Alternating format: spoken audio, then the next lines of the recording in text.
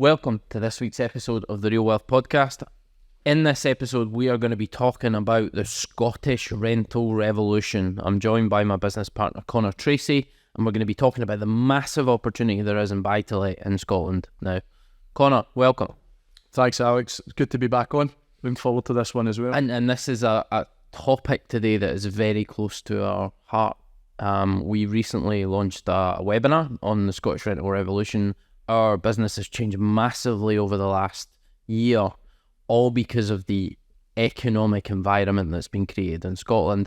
And as ever, big change equals big opportunity. It's just making sure that you're on the right side of it. So we're going to talk a lot about what we see as the opportunity in the Scottish rental market. Yep. We're going to talk about the dynamics that we discuss within our Scottish Rental Revolution webinar and some of the successes we've seen this year, because we've got clients doing big things in buy-to-let this year. So I think it's worth a few shout-outs there. Absolutely. It's an incredibly unique time in the Scottish property market, especially for those who want to fully adapt and understand how they can take advantage of it, because there's a lot of various circumstances that we'll kind of touch on that have found us in this position where there's some serious opportunity to capitalise. And that's what we're trying to do with our clients. And it was the main reason for the launch of the Scottish Rental Revolution, the webinar, is just to kind of try and, raise the attention to the unique opportunity that exists right now that we've probably never seen before, given all the various things that are going on. And that's the thing for us in building our buy-to-let portfolio, over the last 4 or 5 years, going from 0 to 200 properties in our first 2.5 years. That was all done in the context of a relatively strong market. Yeah. Which makes it even more challenging. But now, for the first time really since our business started, we're seeing the opportunity of a declining market and challenging conditions, which, as anybody who listens to Warren Buffett and his core principle is to be greedy when others are fearful and fearful when others are greedy. Just now, everybody's scared. Absolutely. Massive opportunity. So let's talk about some of the dynamics. Before we get into the opportunity, let's talk about the dynamics that have created this situation just now in Scotland. Yeah, there's multiple factors. If you look at it, kind of all stems back from COVID, really, where essentially our core business grew. At that time, nobody really knew how that was going to pan out. Everybody actually expected COVID to cause a crash in the market, and they thought it was going to be negative, and it did the complete polar opposite to that, where there was just so much buyer demand and lack of stock available that things went for stupid money. So, the fact that we grew our business within that time in a very competitive market, it's kind of crazy thinking about it. But off the back of that, as more money's kind of flooded into the market now, and they're trying to increase the costs of borrowing, the property market itself has kind of slowed down. And you can see that across the board. We've obviously got the estate agency and we've got the auction now as well. And, things are even discounted stock. So most of the things that we'll do are still positioned to move quickly. And we've got some properties on at like 20, 30 grand discounts from Home Report that are still not getting that much interest. Yeah. In good areas as well, nice properties, nothing with any issues. It's just that, there's not that much of an appetite for people because of costs of borrowing. There's a lot of fear in the market. Yeah. Cost of borrowing is one element, but I think over the last couple of years we've seen probably the most complicated set of dynamics in the economy that we're likely to see in our lifetime. Yeah. We had COVID, an unprecedented situation that, again, probably the only time I hope we're going to see this in our lifetime, where the economy shut down for a period of time. A huge amount of money was created by the government to see us through that time, which created this weird dynamic of nobody can do anything and they're pumping a shed load of money into the economy, but they can't spend it. So by the time you get to COVID, you've got this huge amount of pent-up demand to release, and that's where we've seen a massive increase in the market coming out of COVID, when everybody kind of expected the converse situation. Yeah.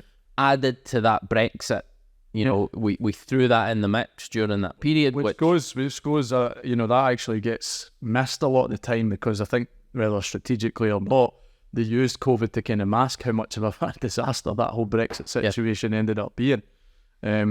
but it's an important one to highlight that. Because we particularly, we've seen it on the HMOs with the workforce. You know, the change in dynamic there ended up being more demand, but from a different area, you know, because of what we've got. But it definitely played a key part in all of this mix. I mean, it has to have been a massive contributor to the mass inflation that we've seen. Yeah. You know, the fact is, it's more costly to manufacture and create or import what we need because of the situation we've created with Brexit. There was all these new trades deals that had to be done. It's very unlikely that the European trades deals were beneficial to us in the short term. And, you know, the impact of that has to be pushed down to the consumer. Not only that, all the labour that we lost during that period. Yeah. You know, I heard numerous logistics companies that just couldn't find truck drivers because they lost so many of them during the Brexit period. Construction companies, massive impact. Manufacturing, a lot of the lower level maintenance work that, you know, on minimum wage that you really struggle to get British people to do. Yeah. Just wasn't getting fulfilled. We've seen a lot of the care companies that have actually started bringing people in from Africa. Yep. And we've had them in some of our HMOs on short-term housing, so we've seen it firsthand where they can't afford to pay the prices that the British people want to do these types of jobs, so they have to import labour from the likes of Africa to get that work done. So it's, you know, huge impact, and as you say, really understated. I mean, honestly, the whole COVID dynamic changed things in weird ways. Like even taxis, like try to get a taxi now at like night time is brutal. Local taxi companies have got like 5-6 taxis on the road because all the taxi drivers, when COVID happened, you know, they had to do something else, so they started doing things like deliveries. You know, and then the delivery thing, they were making good money doing that, and they liked it. It was kind of better hours or whatever. So a lot of them just didn't go back. And now, like the lorry driver thing, they're struggling to get drivers. Taxis were the same, you know, and it's changed a lot of dynamics in certain areas where it's becoming harder and more expensive to draw people back into those jobs that you needed.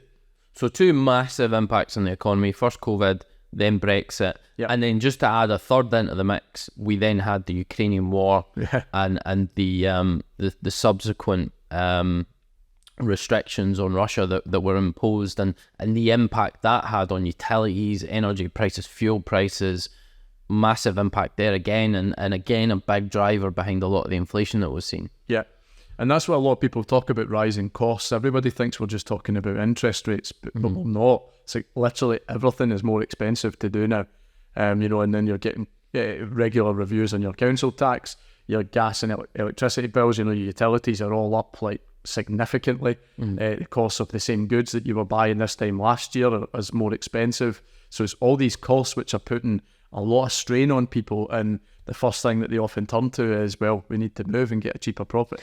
Well, and this is an interesting point though, because, you know, you raised interest rates there, and is it not the case that interest rates now are just at a point where they're normalising, and what we've been used to really since the majority of our adulthood, certainly yours, maybe not quite mine, but from 2008, the interest rates have been at a level that they could not sustain in the long term, right? I mean, 0.25% interest rate is not a true reflection of where the economic stability should be, you know?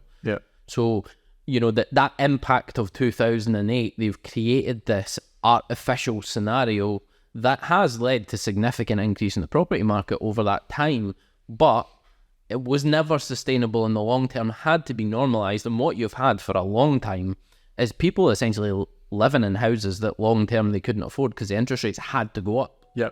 And that's the thing. You see a lot of people complaining about the rates right now because they've never understood it to look back the way and see what they were in the 90s, you know, what the costs at that time were.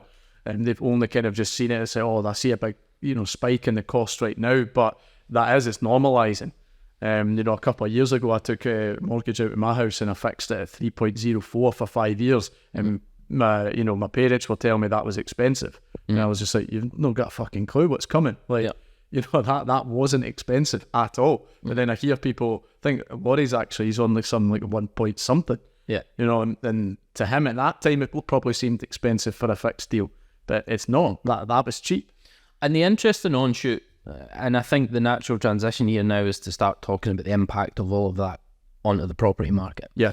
The interesting thing for me is because of those low interest rates, rents have been held fairly low. Yeah. You know, mortgage payments have been artificially low for a long time now, and rents haven't risen in line with inflation as they should have over the last 15 years. So what we're seeing now as an impact of inflation, the interest rates hiking, and really a catch-up from this artificial scenario that's been created over the last 15 years, plus these 3 major events that have happened in the last 2, is things are starting to go up exponentially, right? Rents are starting to go through the roof. And, you know, I go back to when I was first looking for a property to live in, 21 years old. I was still at university, I had a part-time job, and I toyed with the idea of rent, and I ended up buying a place on 100% mortgage, guaranteed by my parents. And it was fantastic because it grew like 20 grand in 2 years. And I sold it just before 2008 crash. Anyway, the point was I was looking for somewhere to rent in Falkirk, and a 2-bed flat was costing somewhere in the region of £450 a month back in 2008. Fast forward to when we started in property 5 years ago, a 2-bed flat in Falkirk was still £450 a month. And it's like, you know, you've moved on 10 years since then, and the rent hasn't moved. How is that possible? It's possible because interest rates are artificially low. But now what you've seen as the market starts to normalise is you've got 15 years worth of inflation to catch up with on the rent. Absolutely. So mortgage payments are going through the roof, but rents have to as well, you know, but landlords have to continue to make money, so rents are going mad. It's just this process of being zoomed in though. Like you're getting people commenting and only analysing the last 3 years and thinking that all this madness has just happened. But if you zoom out, you can see that actually it should have happened gradually over that time, but it didn't for multiple factors. Now there's a lot of things that have happened that have kind of forced it all to happen very quickly. But we're probably at the natural rate of growth that those rents should be at. It's just we're seeing it in a very condensed period. I mean, one of our clients, you know, has just got a 3-bed flat in Falkirk, and you know, 975 a month. That's what you're talking for this ex-council property. The property is only worth about 100 grand. You know, and you get 975 a month now for a 3-bed, and we're talking like 2020, 2021. 2-bed was still 450. Well, we've recently concluded on a deal for one of our partnership clients, Scott, in Wallace Street, and that was one that really stuck out to me that you told me about. Was when we first analysed this deal and the end rental value of the property, and that was only a matter of months ago. It was at 1100, and now as we stand today, the expected rent is somewhere in the region of 1500 a month. That's a 400 quid a month increase in a matter of months. I mean, it's just staggering. It's crazy, and you know, that one benefits from its location. You know, it's a G5 postcode. It's on the outskirts of the city centre, but still, you know, to go from that rate of growth. And some things I was looking at, I was speaking to an old client at the weekend who told me about a 3-bed house she owns in Conar, and she's had a long-term tenant in there. And again, her comments were, I've had a mortgage on it for a while now, I've got it in a fixed rate, so my price is low, but it's due to expire next year. I've got a tenant on at 580. I've just not bothered to increase it because I was making a couple £100 a month. That's their view, is they're still making money, so why should they make it more expensive? And now they're in a position where they can't increase the rents because that's another factor that the Scottish Government's put in. But those same properties are renting for over £900. Now, she has not kept up with the market rent, and now she's found herself in a position where her mortgage is now going to go up to a point where she's going to lose money every month because she's not kept tabs on it. But she's not a professional investor. She just bought an extra property for income. That's all she done it for. She thought it'd be good for her pension, but there was no strategy behind it. And this really is a market where, you know, whilst we talk about the fantastic opportunity that it has, this isn't a market you can go into as an amateur. You know, it's complex, it's difficult, it's a massive opportunity, but only if you play the game correct. And that's the key thing that I say to everybody who's bashing the SNP and the government just now, saying that the government's trying to ruin buy-to-let, you can't make money in it anymore. You know, they're trying to punish landlords and force them out the market. That isn't actually true. What they're trying to do is they only want it to be professional landlords because they're sick of the amateur landlords not taking care of the properties, and they're the ones who will buy up the extra property. But actually there's still loads of undersupply because it's not a professional approach. So they're just trying to minimise the landlords to those who actually know what they're doing in a professional capacity. Yep. So those who want to play the game like that are the ones who can take significant advantage of what's available right now. And you know, because of the lack of professionalism within the buy-to-let market, again, that's another massive opportunity for us as professional landlords, because there's so many people that have got themselves in a mess that want out. Exactly, because it's when we talk about people doing it professionally, we don't just mean that that you must be some sort of slum landlord and you don't take care of your tenants or your property. It's the strategy behind how are you controlling your buy-to-let business. Because if your costs are going up and you've not been monitoring the income, if it was a different business and your overheads were increasing but your revenue was decreasing, that's not professional. You're not going to run a successful business that way. It's the exact same for buy-to-let. Is if you're not controlling what the cost of your borrowing is compared to the income that each property is producing, you're going to find yourself in a situation where that business needs to get shut down because you're losing money month on month. And we're finding so many people in that position because they simply haven't paid attention. They've not followed and controlled their business correctly. That's it. And so let's circle back then to the direct impact that all of these different factors have had on the Scottish rental market, right? So we've got all of the economics of COVID and Brexit and the Ukrainian war pushing up inflation. The only way the government knows how to control inflation is by pumping up interest rates. Obviously, interest rates have a direct effect on the buy-to-let products. And we're seeing buy-to-let products that you maybe could have got around the 4.5% mark a couple of years ago. You're now talking more like 6.5%, although they're starting to come down a little bit. Stabilising a little bit, because it appears we've managed to get inflation under control. But nobody really knows. And I'd be very shocked if this isn't a longer-term economic challenge. You know, because the way that I look at this is we're really paying for 15 years worth of fucking shit now. You know, the 2008 crash didn't hit most as it should have, and a lot of people benefited from those low interest rates long term for a period. Now, it wasn't like most people were banking the money. They were probably just living in a house that was a bit too big for them because they could afford it because of the low interest rates. Now that's causing them problems, but they had this artificial low inflation rate and interest rate for 15 years, which meant they got the benefit of it. So we've not really paid for the 2008 crash fully as we should have. We then hit COVID, huge amount of money that's been printed. That's going to have to be paid back effectively. You know, and then we've got Brexit and the economic challenges that brings. Again, that's all getting paid through significant inflation just now. So you've had those factors, you've had the impact. Now the impact on the Scottish rental market is we have higher interest rates. Rents are starting to go up significantly. However, there are significant rent control measures in place. That's the challenge for many existing landlords, which is not necessarily a challenge for anybody coming into the market. It's a massive opportunity because rents are going up so much. If you are an existing landlord with an existing tenant, the Scottish Government put in restrictions during COVID where it was very difficult to get anybody out of their property. You couldn't increase rents. And then unlike the English rental market, Scottish Government continued with those restrictions for another, now it's 18 months beyond the COVID issue. They're now at the kind of legal limit. They can extend this situation without changing the law. So it's going to be interesting to see what they do on the run up to March next year. But they've created a situation where there is massive pent up demand for increasing rents, evicting tenants. People have got away for a long time without paying their rents. You know, it's killing a lot of non-professional landlords.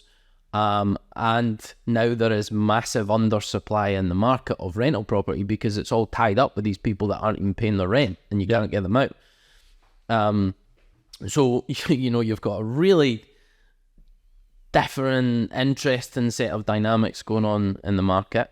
There's all the big scale stuff that you mentioned that affects basically worldwide, but Scotland in particular has its own set of unique circumstances with the decisions the government has. Well, yeah, I mean, the government have essentially escalated an already challenging situation with the measures that they've put in place. But now it's a case for the Scottish government where they need shit or get off the pan. Exactly. You know, they can't legally keep extending this artificial scenario they've created where there's a huge backlog of evictions to be done. There's a huge backlog of rent increases to be done. Anything that goes on the market that's not got a tenant in it, the rents are going through the fucking roof. Because if a landlord's got 5 properties and he's got three tenants stuck in on these low rents that he can't increase, but he's got 2 new empty properties, he's going to hike up the rents on those ones to help pay for the ones that are being essentially subsidised by that landlord. And the tenant has to pay the prices that he asks for because it's all that's available. Exactly. You know? And what the government hasn't recognised, or what they have started to recently, because they're now, some councils are doing incentives of like offering to pay, 6 months rent for these people if we don't kick them out, is they basically overnight told people, if you don't pay your rent, there's nothing that can happen to you. Eventually you'll be put out, but there's nothing that can happen. So people have just went, all right, well, I'm not happy about this. And we've seen it when the announcements went out. I think on our own, our arrears tripled over a period of time after that announcement, because people were basically being told, you're protected. Now eventually these people will be kicked out. Where does the government think that these people who now have a track record of not paying their rent, where are they going to go? Because there's going to be a homelessness issue if you don't have somewhere for them to go. And if their history is that they didn't pay rent for months, who's going to want to take them on? And the costs are going to be significant. Well, there's an interesting dynamic with this as well, because yes, you've got that situation where the government effectively said they could get away without paying the rent for a period of time and not get evicted, and they've extended it. But also these tenants, a lot of them might be on universal credits, and the government made the switch a few years back where essentially the housing allowance would be paid directly to the tenant or the person on universal credits, and they were to be responsible for their own money. So they've been taking all this money from the council, and a lot of them, and we see live situations in this, they're not passing the money over to the landlord, they're just keeping it and spending it. And it's taking money directly out of the council's pocket. And they're not spending it on what it's supposed to be. So they've made a difficult situation even worse through the decisions that they've made over the last little while. And a lot of the instances now, we require any tenants on universal credits sign over the rent to be paid directly, because then if they refuse, you know that something bad's going to come, because why would you not want their rent just to be taken? And then they don't need to worry about it, and it's supposed to create fiscal responsibility for these guys, but the reality is most of them just don't pay it in their pocket. Maybe most of them is a little bit unfair, but there are a decent proportion of them, and we see this every week. So we've done a lot of work to sort our arrears, but we're not really talking so much about the challenges for existing landlords. And they're there. We have over 200 properties. They are absolutely there. We're now starting to see our rents coming up. We're stabilising our interest rates. Things are starting to get a bit more interesting for us on the buy-to-let front, but it has been a difficult couple of years. But all of that has created challenges for existing landlords, which means people who want to get into the market now have a massive opportunity. Interest rates are stabilising. Rents are going up significantly, more than offsetting the higher interest rates, which effectively are just normalising. I wouldn't expect interest rates to be any lower long term than sort of 3.5%, 4%. But we can make good money as landlords based on the higher rents, which again are just normalising from 15 years worth of pent up increases that won't get made. And now you've got this massive opportunity of below market value properties, because as you say, good properties at decent discounts are not shifting just now because people are scared of the market. They're scared of the SNPs and the actions that they've taken. They're scared of the interest rates. And a lot of people don't realise that this economic situation always has a yin and a yang. The yang is increasing interest rates, the yang is increasing rents. Yeah. And actually the rents are increasing quicker than interest rates. Exactly. And because of this fear, the people are just sitting there not wanting to commit because they think, well, let's just see how it pans out. Let's see if the interest rates come down. And you hear it all the time. And it's like the more people who sit on the sidelines, the less buyers there is in the market, which means the sellers have less people to consider offers for. And therefore, it's like, well, these 5 people aren't even offering. We're ready to offer, but this is our price. Mm-hmm. They don't have anything else to really compete against. So they're having to accept it because they can't sustain the pressures of the costs and where they're at, or simply that they want to move on with their life and they have no alternative option. If you are a landlord that bought properties maybe 2008 onwards up to about 2016, bought them in your own name, you maybe didn't buy them at much of a discount, you haven't had significant rental increases because most people haven't during that period. I don't know how you can survive unless you were fixed into a really long-term fixed rate and you're not on variable. If you're on variable, your rents haven't gone up, you're stuck with tenants in there, and you know you've bought at a fairly high price, so refinances off the cards. We're seeing this situation time and time again, and you're having to pay a big tax bill every year, even though you're not making any money because of Section 24. That is a scary situation to be in, and it's a situation we see a lot of people in. Yeah, but some of the big portfolio landlords as well that have just accumulated in their personal name because at the time that's what was the right thing to do, before they changed the legislation. And, you know, guys with like 40, 50 units are all in that position where every month they're losing money, but every month their tax bill grows. Like, it's a mess. And it's, you know, I really do feel for the guys, but it's just part of the game. Like, it's just where it is. They wanted to build this big multi-million pound portfolio that they thought would take care of their life, but they kind of went into it blind, just being told this is a good thing to do, with no strategy, no professional approach, not understanding what they were doing. But at that time, you know, 2007, on the lead up to the crash in September 2008, you were just getting money for like nothing. Like everybody and anybody could just get loans from the bank to buy property because for whatever reason they thought it was only going one way. And it just doesn't work like that. It's like, you know, mass hysteria of forgetting history. You know, it's like the property market goes in cycles. Accept it. It's always going to go crazy and then drop and then go crazy and then drop. It's just how it works. You know, it's the very basic strategy of buy low, sell high, and we done it last year and the year before with some of the assets because we've seen significant growth and we knew this market's nuts. We're seeing properties that typically wouldn't move are going for 20, 30 grand above home report valuation. Our debt's only 75%. Let's sell it. We didn't just sell it to then have cash and do what we want. We released the cash because we knew that there's going to be a buying opportunity coming. And that's what we've done. You know, we've gone through another portfolio refinance at the moment with the view that we want to accumulate a lot more because we're buying them at significant prices that, okay, it might not look attractive for us in the next year or two value-wise, but we're buying them at, say, 60% of their current value. In 10 years' time, you know, it could be a very different stories to where we're sitting. And that's what we're trying to get people to recognise is that buy-to-let is a longer-term play. It's not about the next 12 to 18 months. It's about what happens in the next 5 to 10 years. But people sitting on the sideline, they'll never see any benefit. So it's about recognising, right, I can take this, and as long as I'm thinking, you know, years and not months, there's some serious money to be made.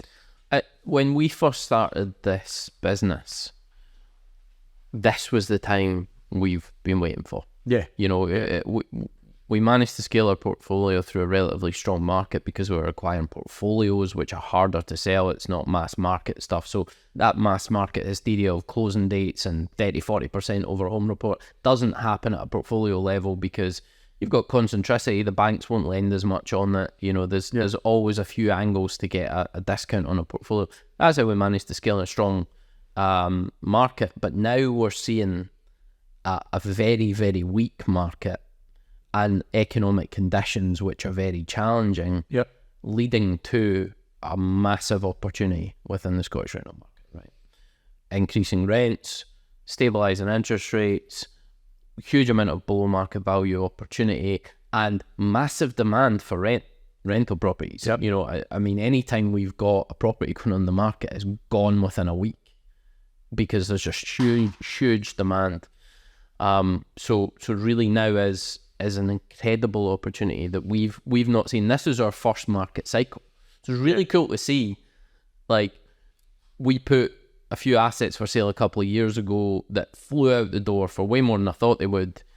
And similar types of assets going up for sale right now, there's just zero interest. Exactly. Zero interest, even if it's discounted. Yeah. And that property, those properties haven't changed. Nope. The only thing that's changed is people's view on them and the affordability of the interest. Yeah. And for me, affordability isn't even an issue now in the rental market because rents are going up. So exactly. You know, and that's the thing. It's like these same assets, they actually will produce more income because the rental figures have went up, but yet they still won't shift because people are scared. They don't quite understand what to do, and people are being told that, you know, stay away from buy-to-let right now because of costs. Yeah. But they're not thinking logically about the setup that exists right now. And we are doubling or even tripling down, if you want to say, on every element of our business right now, especially on the sourcing side, because of the unique position we're in. And if I do that correctly, you know, the next 3 years, we could probably make like the money we need for the rest of our life if we do it right because of this unique opportunity. Yeah, and that's it for us. We have to make the most of this situation. Of course. As does anyone. Here is a huge opportunity. Get on board, get into it, take advantage of it while it's there. Yeah. And ultimately, that's how the majority of people create significant wealth is by looking for the opportunity and capitalising. It comes down to your professional strategy. You know, in an upward trending market, flips are great, right? Because you've got so much buyer demand, things are going for silly prices. Even if you overspend or your refurb goes off a little more or you pay too much for it, it's okay because you were still seeing it on the back end of it. Yep. You know, and it was just mad, especially post-COVID. People made a lot of money on flips. You could literally flip anything. In fact, we did, clients of mine bought stuff like two-bed ex-council flats down in Ardrossan that you would be lucky to get a tenant in sometimes, and they were making 10, 15 grand buying them, open market, tarting them up and reselling them because of the market that existed at that moment. This is a very different market. That game's not there to be played right now. What is there to be played is to accumulate en masse and hold until we're back at that stage. Accumulate at significant discount. Yeah. And that's where we get into the professional buy-to-let strategies, right? So, you know, everybody's heard of the BRRR model. You buy it, you refurb it, you rent it out, and you refinance it, pull out your money. Now is an incredible opportunity for that just now. And we see this because we have our own business that sources below market value properties for us and for our clients. And We Buy Homes Scotland, we work with a lot of the national companies that do that as well, and we deal with a lot of their stock in Scotland. There is so many deals going out there because, as you say, things are going onto the open market in good condition at a fair price, even discounted, and it's still not selling because nobody wants to buy. You know, if you can get yourself in a situation where you can start to accumulate these below market value assets, and the banks are still lending, it's not like you're going to the banks and they're saying we're not touching it. It's not like the valuations are coming back, you know, ridiculously low. We've had a bit of funniness with some of the valuations recently, but we're still having properties value higher as well. You know, and again, we always make this point in buy-to-let is, you know, if you do your first deal and the valuation comes back low, that's a problem. But if you're doing 5 or 6 deals, I guarantee you'll have some that come back higher, some that come back lower, and it's just the game. It averages out over the long term, but it's all about volume and doing more. Yeah, you just don't stop. It's on to the next one. You know, if you stop, you die. That's kind of how it's, you know, the kind of rule is you might leave more cash in the first one than you maybe hoped. But if you stop, then that's your only result is a negative one. You do the next one, you could be cash up, and actually you're in a better position just by continuing. Those who don't have a long-term view of buy-to-let is I just want to have a couple of properties, those of you will be in the same position as all these other landlords that we've spoken about where you cannot sustain it. Buy-to-let only works at scale, and the faster that you can grow, the quicker you'll see the benefit of it. I mean, the very lowest level buy-to-let, you really have to do it through a limited company. Depends on your own personal tax situation, but for 9 out of 10 people, it's going to be through a limited company. And you need to produce a set of accounts annually. So unless you're a chartered accountant, you're going to be paying a couple £100 a month to get your accounts done. If you only got one property in there, that's going to be most of your net cash flow on that property gone to the accountant. Yep. So really, it doesn't start to get interesting until you've got 5+. And you're exposing your risk as well. You only have one tenant stops paying rent, or you get one big maintenance issue, one big expensive bill that comes through, and like all your profitability is lost from that property. Whereas you have 10 and that happens even across 3, you're still making money. But we don't ever really encounter any clients that just say, I just want one. The reality is, most people already start from a position where I'd love to have 5 or 10 or whatever, but the limiting belief is, I can't finance that. Yeah. I don't have the money for that. And the realization there is that it's a very different game when you're doing it professionally, because it's not just the amount of money that you've got in the bank that's going to dictate how quickly you can do your buy to. Exactly. Yeah. And even if it was just this view, I'll buy one a year.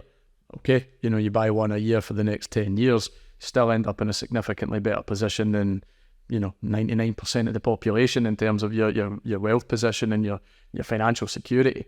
But that's growing really slow. Once you understand how this stuff works, it'll just growing at one a year.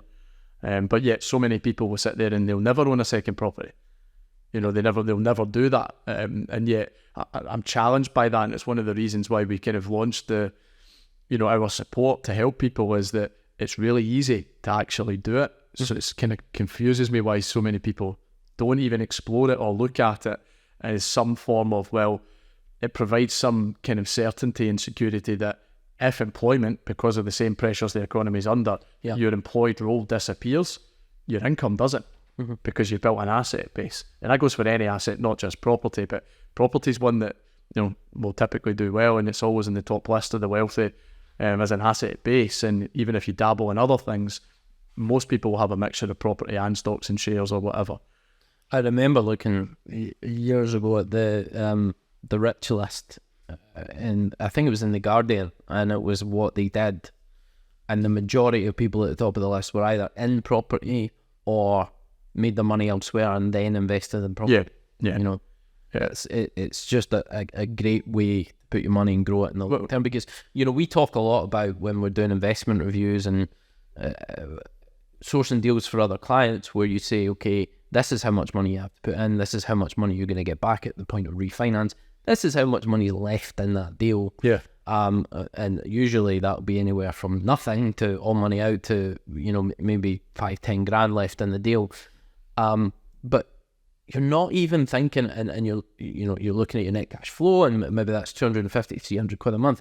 And a lot of people are forgetting about capital appreciation in the long. Yeah, of course they are. And the benefits of that. And the fact that capital appreciation and buying to let is something that you can take advantage of by refinancing down the line, pulling out a bunch of cash, and there's no tax implications of that, because you only ever pay tax on capital appreciation when you sell the asset. If you never sell it, you never pay tax on it. So you can actually extract quite a bit of cash through refinances without even having to pay any tax. That doesn't usually factor into a lot of the focus on an investment, because we're just saying, you've got a 30% discount.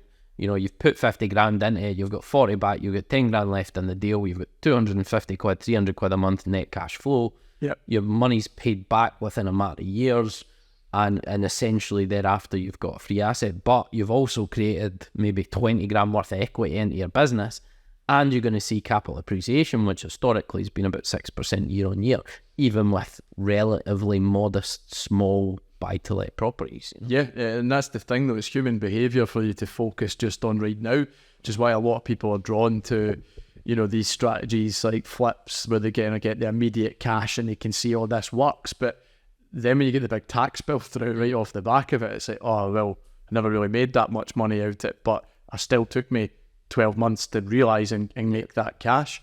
Whereas you think about it, every deal that we look at for ourselves and for our clients, buying at discount creates that immediate equity position, right? But the equity is not money for now. I always call it your money for the future, because that's the value. Your equity will grow, right, with the capital growth, but you're creating an equity position, which is your money banked for the future, gives you a value within your business. You're then looking at, what is that property paying me month on month, so that's your money from now, and then you're looking at what cash have I left in. So you're looking at the return on that actual investment. And to some people, they just simply don't believe the idea that you can buy a property for 10 grand. Yeah. That's ultimately what the true cost is that you can buy a property for 10 grand or less and have it pay you upwards of 3 grand a year. You know, and that's the standard kind of level of deals that we are doing, is typically north of 25 to 30% return on your cash actually invested in it. But when you look at it on paper, you actually have no money left in it because you've created equity as well. Yeah. And so really the asset has not cost you anything. You've banked it. Yeah. You've banked it for the future. But some people struggle to see that because they don't see the money in the bank again. But it's the point, if you were to go and sell that asset today, that money could be realised and therefore you would have it, but you'd be taxed on it. So instead, we leverage against it to grow more, generate more cash flow, and keep that equity position growing over the long term.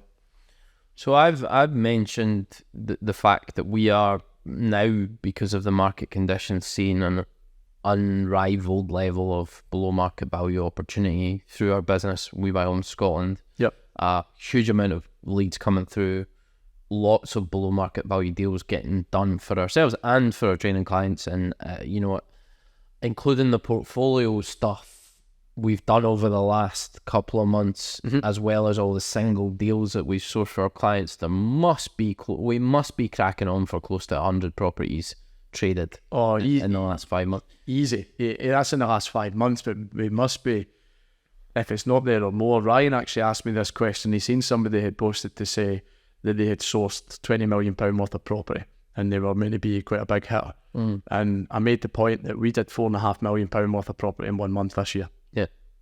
Like, yeah, that's the scale that we're operating at. You know, we've got high level clients that work with us very closely, who get involved in portfolio deals. You know, because of the amount of portfolios we bought through our growth period, we get approached with a lot of portfolio opportunities because people know we can get them over the line. Yeah. And now we trade some of those portfolio opportunities on to our training clients, and we help them get through the process and get them over the line. And within 1 month, there was like 4 portfolio deals done with 4 of our high level clients. So, you know, Aberdeen, Peterhead, you know, there was Glasgow stock, there was that amazing little flat in Turnberry. You know, that one always. And that deal, that deal made our client $250,000. Yeah, of equity, you know, banked to the future. From the first deal that we done with them, you know, and this is what we're working with a lot more on these consultancy clients, and just kind of what we were talking about with the economy is these businesses that are scaling for unique circumstances, they make their money through doing something else, but then they invest in property because property is going to be the long-term thing. A lot of businesses are really successful because of a change in the market, like the outliers, unique set of circumstances at the right time, the right place, that makes this business successful, but that success is not sustainable.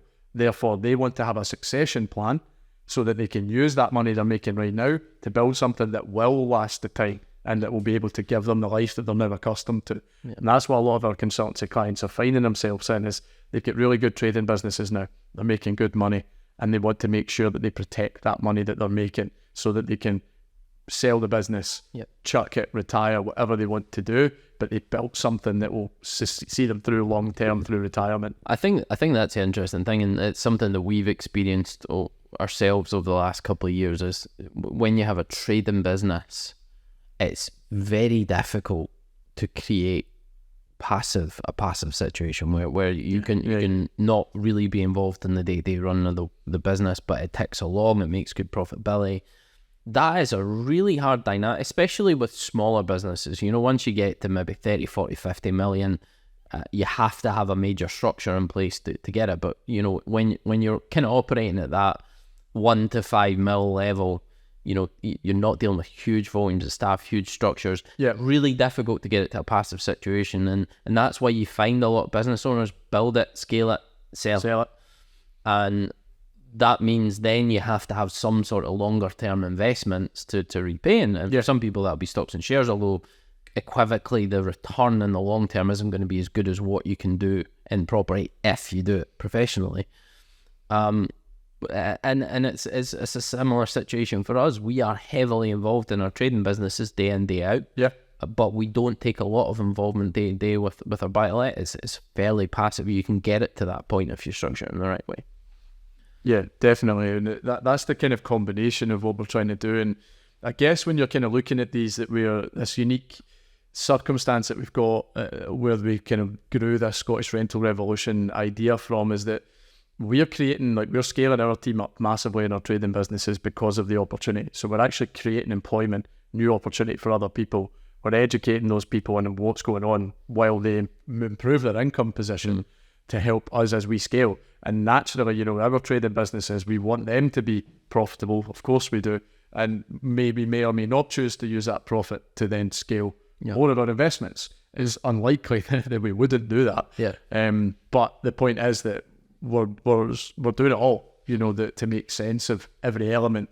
And we're helping other people do the exact same thing. I mean, I would feel like we'd done ourselves and potential clients out there a massive disservice if we didn't give this everything over the next few years and try and open the eyes to as many people as possible of the opportunity that lies underneath all the fear within the Scottish rental market. Yeah.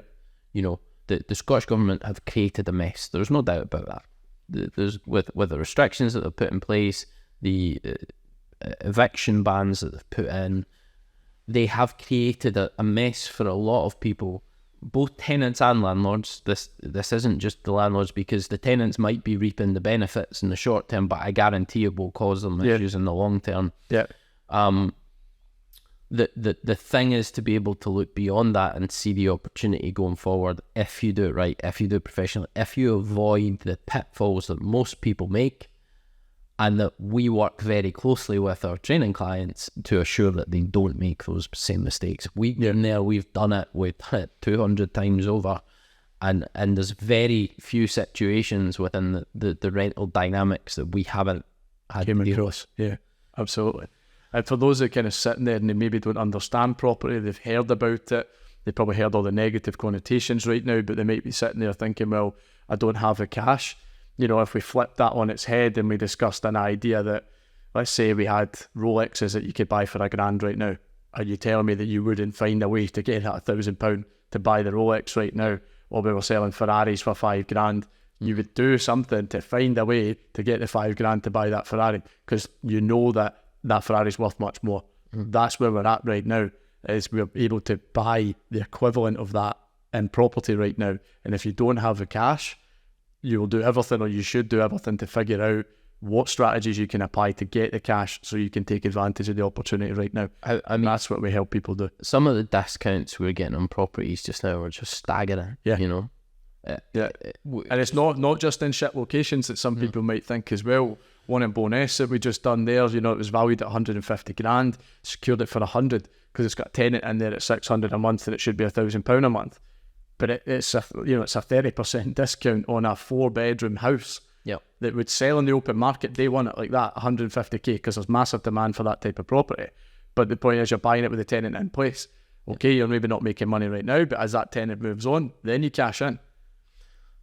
And again, another false expectation that when you're doing these types of deals, that it's always some shithole and some shithole area, and it's just not the case. We talked earlier about one of our clients who's buying that portfolio 7, includes a flat on the golf course at Turnberry. Yep.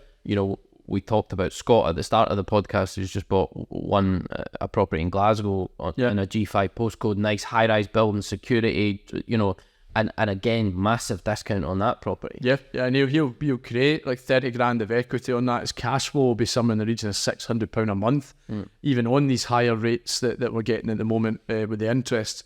And that total deal, by the time he's got his cash back out, it'll cost him 12 grand. Yeah. 12 grand being left in to make £600 a month. Like, that's wild. And hold an asset in a G5 postcode just round from the Barclays building in Glasgow that's just been built, that capital appreciation will come.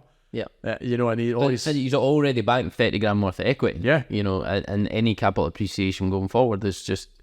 And some people might see that and go, well, we could just sell it then. Okay, he might make 30 grand, but he's making 130 grand, or he can get paid forever. But they're missing the point there, because the point is you're not getting the value for selling anything just now. Unless it is prime property in a prime location that has a market of wealthy people that have always got money. There'll always be a specific buyer for the right property at the right time, that certain things are still going to move, but it's certainly nowhere near where we were at this time last year or the year before, where you've got 20 people all bidding for the same property and they've got excess cash.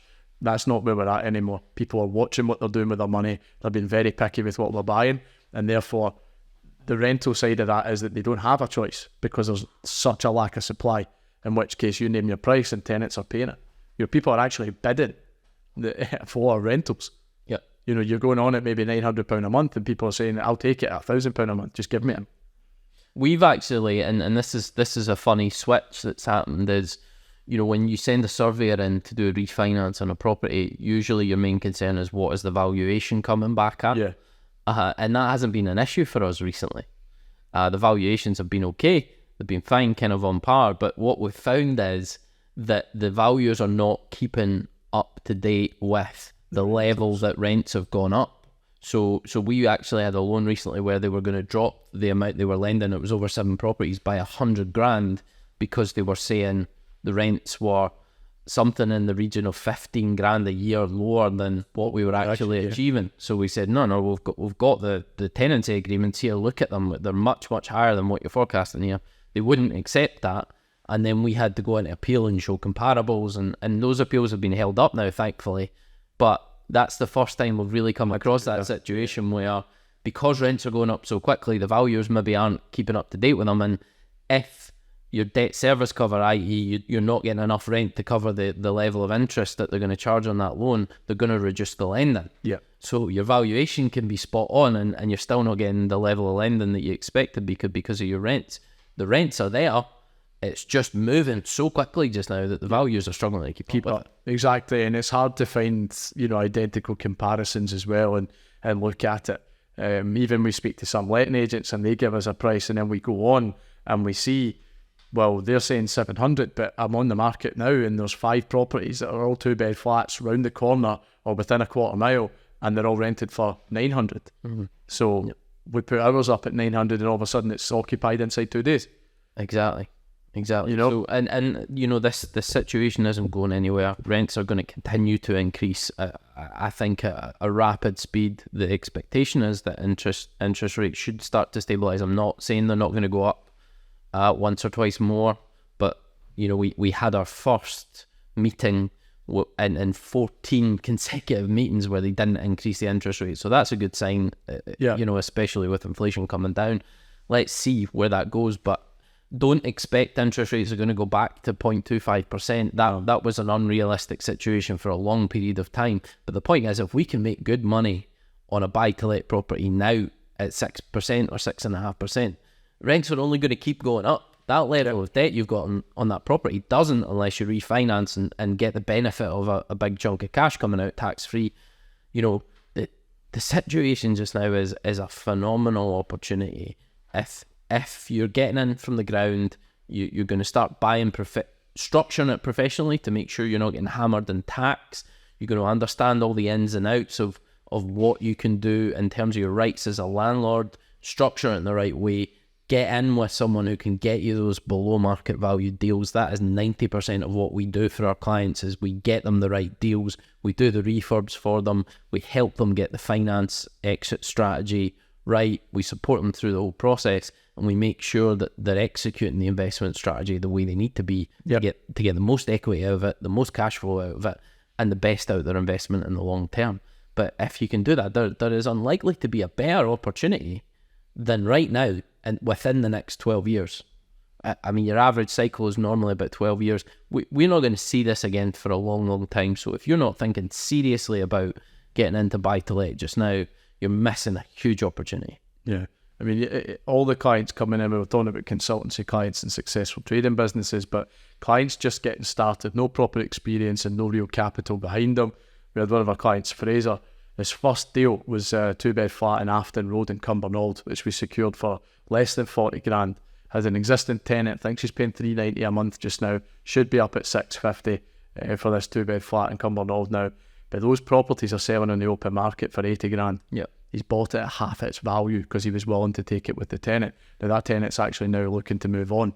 So in the space of a couple of months, he's just bought this property at 50%, 50 pence on the pound, and he's going to make monthly cash flow, and he's going to bank all that equity. But I mean, hold up on that a second though. You say you're getting that massive discount to 40 grand because a tenant's paying $390 a month. Yeah. That's still a 12% yield, more or less. Even if he doesn't do anything and he just sits there. On the value, So it's still, they've made it an attractive investment because of the level of discount. Yeah. Anyway, even without getting that 10 out, you get them out, put it to 600, that is insane. And if you're open to that, our other client, Dean, he bought one up in Aberdeen that we secured for him, paid 40 grand for a flat that's worth 65. Again, existing tenant paying 450. So he's get £450 a month on his 40k. Now we just bought it cash. So he's just getting that return on the cash there rather than sitting in the bank. But what we've now done is we've leveraged against that flat to help him buy 2 more. Yep. So his income is now going up to nearly £1,000 a month. His equity's improved and he's done nothing else apart from make a move on buying an Aberdeen flat. Yep. That's helped him structure his business. People will be genuinely shocked at how far you can go in buy-to-let using the strategies that we teach with a relatively small pot of funds, or none at all, and just leveraging the finance strategies that we teach to massively grow. Laurie and I, when we first started buying, we spent all of our money or all of our personal cash on building our own portfolios. I had 6, he had 10. We didn't start REWD Group with any funds in the bank.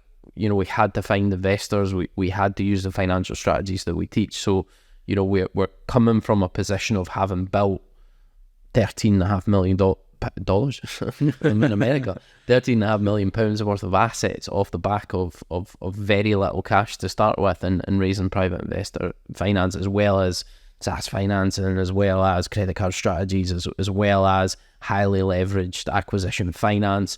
All the strategies that we talk about in our training, we've done it all, and you have to do it all to scale as quickly as we did. Not everybody wants to go that quickly, but even getting to 10 in the first year, massive achievement. What we aim to achieve with our consultancy clients, we aim to get to 5 with our partnership clients. Those results are very much within the reach of the average person just by implementing the strategies. Yeah. So absolutely. That's we've been giving you a flavour of the Scottish rental revolution, the massive opportunity that's here, and what we're doing now to leverage it. We are going to be rolling out this Scottish rental revolution webinar on a regular basis. So I'm going to leave in the show notes a link to the Scottish rental revolution website. So keep an eye out there for new dates. We're trying to get the word out on the massive opportunity that there is in the buy-to-let market in Scotland just now, if you do it right, if you do it professionally, and the opportunity that we can help you with in massively scaling a very, very profitable buy-to-let portfolio that is a long-term investment. There's no get-rich-quick schemes here. This is investing for the long term in the most professional way. So that has been an insight into Scottish Rental Revolution. Thanks for joining me, Conar. Thanks very much. This has been the Real Wealth Podcast. I'm Alex Robertson, and thanks for joining us on this wealth journey.